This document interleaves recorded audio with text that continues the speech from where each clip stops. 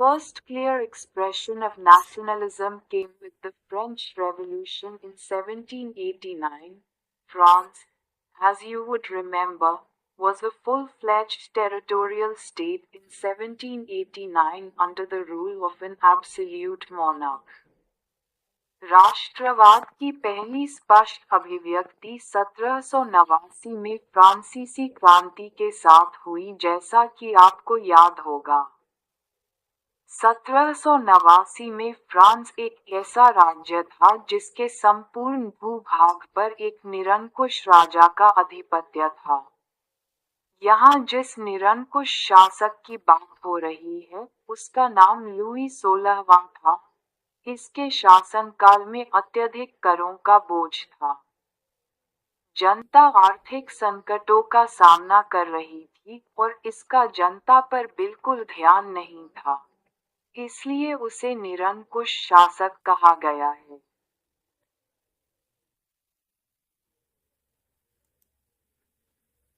The political and constitutional changes that came in the wake of the French Revolution led to the transfer of sovereignty from the monarchy to a body of French citizens. फ्रांसीसी क्रांति से जो राजनीतिक और संवैधानिक बदलाव हुए, उनसे प्रभुसत्ता राजतंत्र से निकलकर फ्रांसीसी नागरिकों के समूह में हस्तांतरित हो गई। अर्थात राजतंत्र खत्म हो गया और शासन की बागडोर जनता के हाथ में आ गई।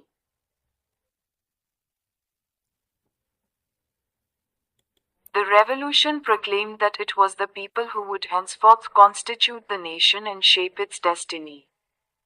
क्रांति सुनिश्चित की कि अब लोगों द्वारा राष्ट्र का गठन होगा और वे ही उसकी नियति तय करेंगे। कहने का अर्थ है कि अब सत्ता और निर्णय लेने का अधिकार अब लोगों के हाथ में होगा।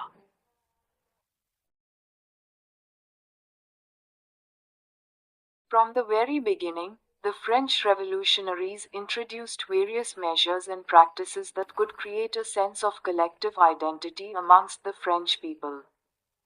The ideas of la patrie, the fatherland, and le citoyen, the citizen, emphasized the notion of a united community enjoying equal rights under a constitution.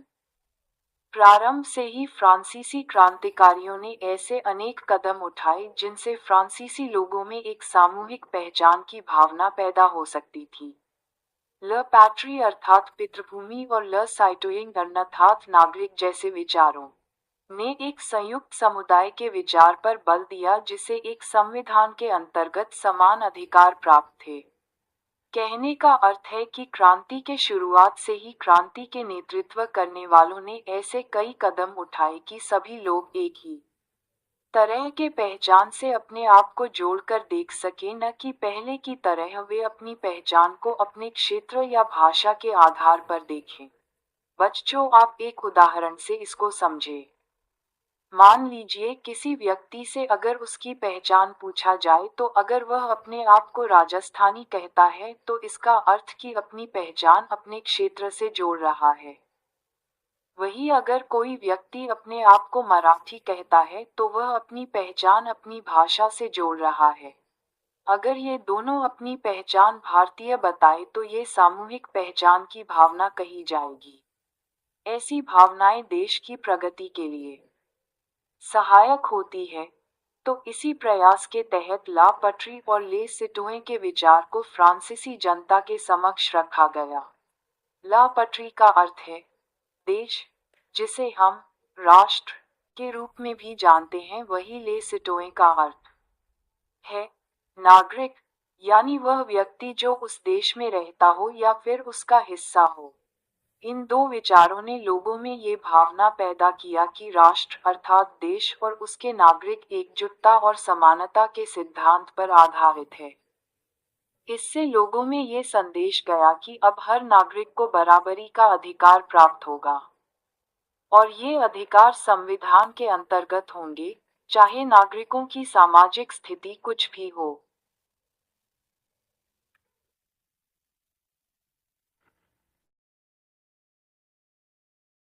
A new French flag, the tricolor, was chosen to replace the former royal standard.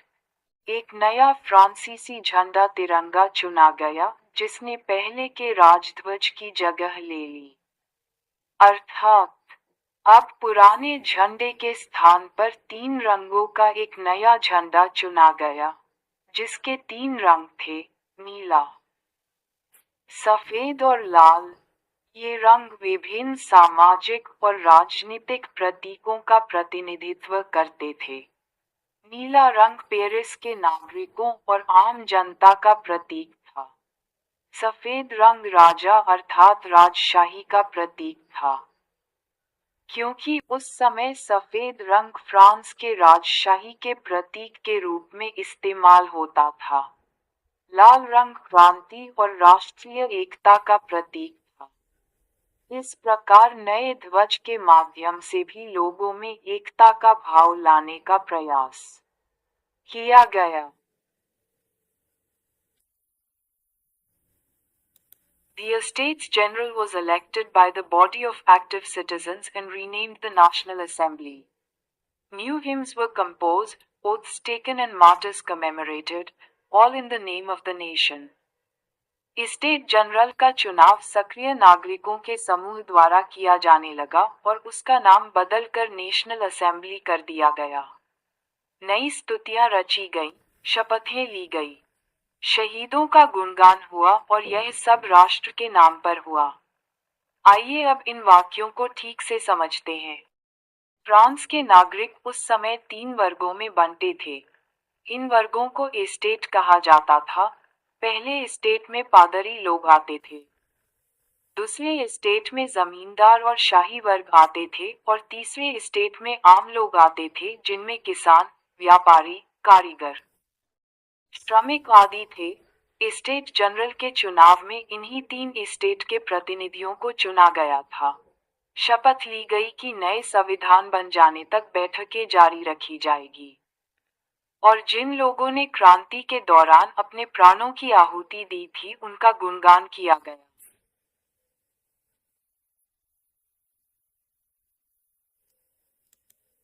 A centralized administrative system was put in place and it formulated uniform laws for all citizens within its territory.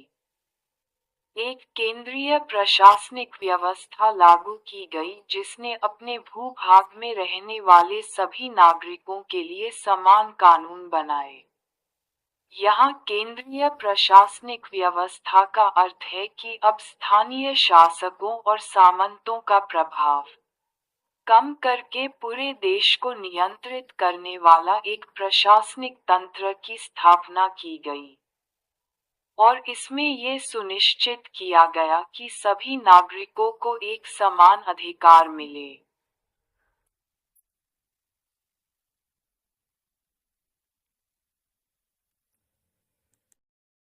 Internal customs duties and dues were abolished and a uniform system of weights and measures was adopted. आंतरिक आयात निर्यात शुल्क समाप्त कर दिए गए और भार तथा नापने की एक समान व्यवस्था लागू की गई। पहले फ्रांस में विभिन्न क्षेत्रों के बीच व्यापार करने पर शुल्क लगाए जाते थे, जो व्यापार को कठिन और महंगा बना देते थे। इन शुल्कों को ही आंतरिक आयात निर्यात शुल्क कहा गया है। क्रांति के पश्चात इन शुल्कों को समाप्त कर दिया गया ताकि व्यापार को बढ़ावा मिल सके और राष्ट्र की आर्थिक स्थिति सुधर सके और नागरिकों को भी इसका लाभ मिल सके। इसी तरह फ्रांस के विभिन्न क्षेत्रों में पहले माप और वजन की अलग अलग इकाइयां थीं, जिससे व्यापार में समस्याएं होती थी और धोखाधड़ी की संभावना बनी रहती थी। क्रांति के पश्चात मीटर और किलोग्राम जैसे मानक माप और वजन की प्रणाली को अपनाया गया। इससे व्यापार काफी सरल हो गया। Regional dialects were discouraged and French, as it was spoken and written in Paris, became the common language of the nation. क्षेत्रीय बोलियों को हतोत्साहित किया गया और पेरिस में फ्रेंच जैसी बोली और लिखी जाती थी और वही राष्ट्र की साझा भाषा बन गई। उस समय फ्रांस के विभिन्न क्षेत्रों में अलग अलग बोलियां बोली जाती थी, जैसे ब्रेटोन, प्रोवेंच, ओक्सिटान आदि। इन भाषाओं के स्थान पर पेरिसियन फ्रेंच को बढ़ावा दिया गया और इसे राष्ट्रभाषा की तरह प्रयोग शुरू कर दिया ताकि फ्रांस के नागरिकों के बीच समानता का भाव बढ़े।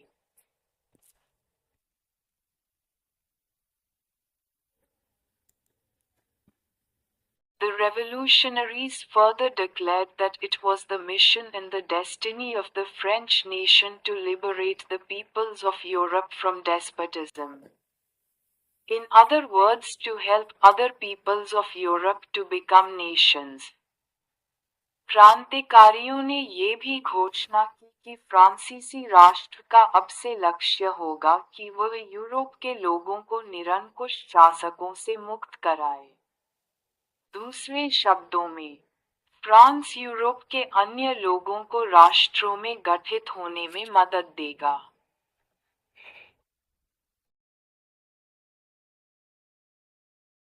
When the news of the events in France, the different cities of Europe, students and other members of educated middle classes began setting up Jacobin clubs. जब फ्रांस की घटनाओं की खबर यूरोप के विभिन्न शहरों में पहुंची तो छात्र तथा शिक्षित मध्य वर्गों के अन्य सदस्य जैकोबिन क्लबों की स्थापना करने लगे।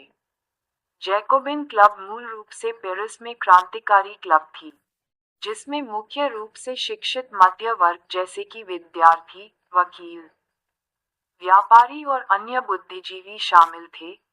इन क्लबों ने फ्रांसीसी क्रांति के दौरान महत्वपूर्ण भूमिका निभाई थी। इसी तर्ज पर यूरोप के अन्य देशों में भी जैकोबिन क्लब की स्थापना होने लगी।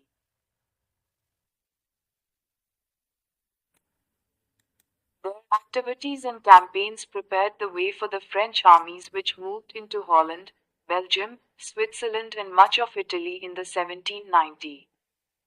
उनकी गतिविधियों और अभियानों ने उन फ्रेंच सेनाओं के लिए रास्ता तैयार किया जो 1790 के दशक में हॉलैंड, बेल्जियम, स्विट्जरलैंड और इटली के बड़े इलाके में घुसी।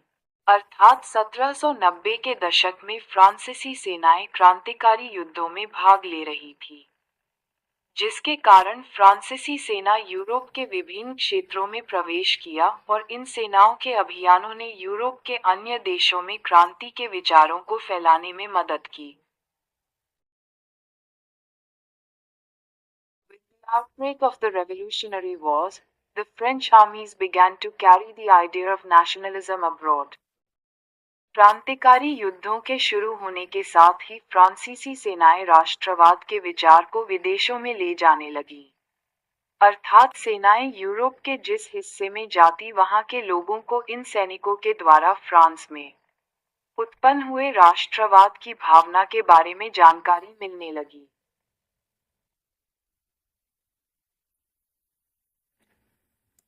Within the wide swathe of territory that came under his control, Napoleon set about introducing many of the reforms that he had already introduced in France.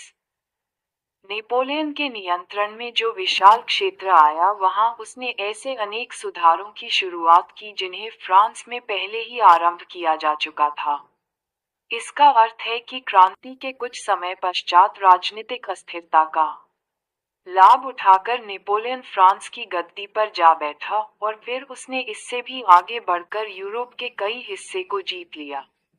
Napoleon ने पहले France में कई सुधार किए, फिर अपने जीते हुए क्षेत्रों में भी इन सुधारों को लागू किया। Through a return to monarchy, Napoleon had, no doubt, destroyed democracy in France. But in the administrative field he had incorporated revolutionary principles in order to make the whole system more rational and efficient. France में राजतंत्र वापस लाकर Napoleon ने निस्संदेह वहां प्रजातंत्र को नष्ट किया था, मगर प्रशासनिक क्षेत्र में उसने क्रांतिकारी सिद्धांतों का समावेश किया था ताकि पूरी व्यवस्था अधिक तर्कसंगत और कुशल बन सके। वास्तव में 1789 के फ्रांसीसी क्रांति के पश्चात लोगों ने फ्रांस के राजतंत्र को उखाड़ फेंका और स्वतंत्रता व समानता के आधार पर एक प्रजातांत्रिक सरकार की स्थापना की, लेकिन इसके बाद सत्ता की कई बार अदला बदली हुई। राजनीतिक अस्थिरता के कारण नेपोलियन ने तख्तापलट करके खुद को सम्राट घोषित कर दिया। इसी कारण उपरोक्त पंक्तियों में कहा गया है कि नेपोलियन ने प्रजातंत्र को नष्ट किया। परंतु उसने कुछ मामलों में क्रांतिकारी विचारों का पालन किया, जैसे कि उसने नेपोलियन कोड लागू किया, जिसमें उसने समानता, संपत्ति के अधिकार और नागरिक स्वतंत्रता पर जोर दिया। साथ ही साथ उसने प्रशासन को केंद्रीकृत किया और राज्य की शक्ति को मजबूत किया, जिससे भ्रष्टाचार कम हुआ और शासन की कार्यक्षमता बढ़ी। उसने स्थानीय अधिकारियों की नियुक्ति के लिए फ्रांसीसी नागरिकों में से योग्य व्यक्तियों को चुना। साथ ही साथ उसने शिक्षा प्रणाली और आर्थिक नीति में सुधार किए। इस प्रकार नेपोलियन ने राजतंत्र वापस लाकर भी कई सुधार किए।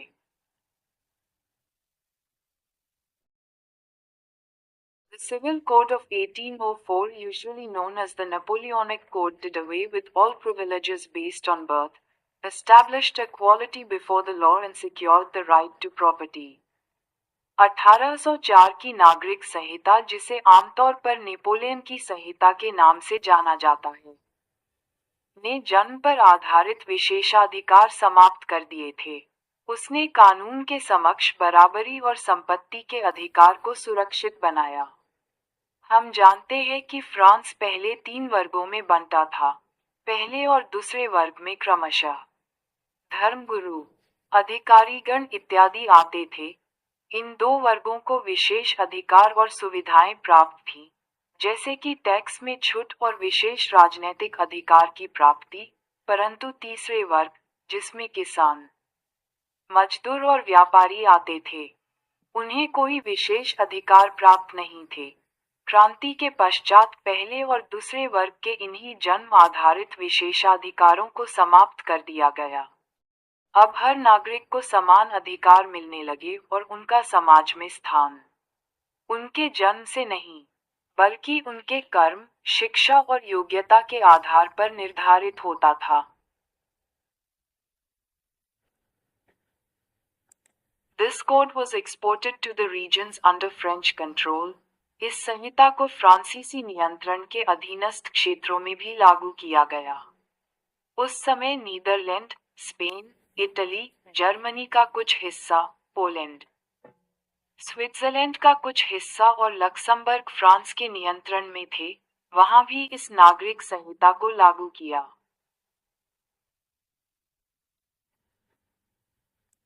In the Dutch Republic, in Switzerland, in Italy and Germany, Napoleon simplified administrative divisions, abolished the feudal system and freed peasants from serfdom and manorial dues. Dutch Gणतंत्र।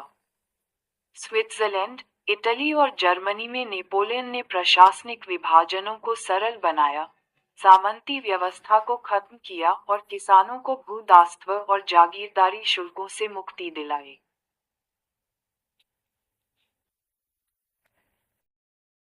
In the towns too, guild restrictions were removed. Transport and communication systems were improved.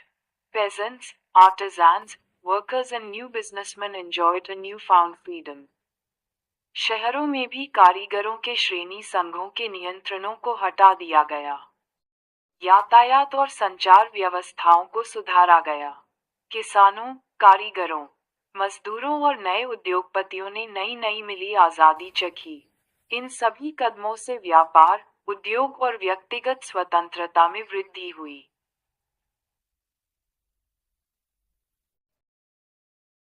Businessmen and small-scale producers of goods, in particular, began to realize that uniform laws, standardized weights and measure, and a common national currency would facilitate the movement and exchange of goods and capital from one region to another. उद्योगपतियों और खासतौर पर सामान बनाने वाले लघु उत्पादक ये समझने लगे कि एक समान कानून, मानक भार तथा नाप और एक राष्ट्रीय मुद्रा से एक इलाके से दूसरे इलाके में वस्तुओं और पूंजी के आवागमन में सहूलियत होगी।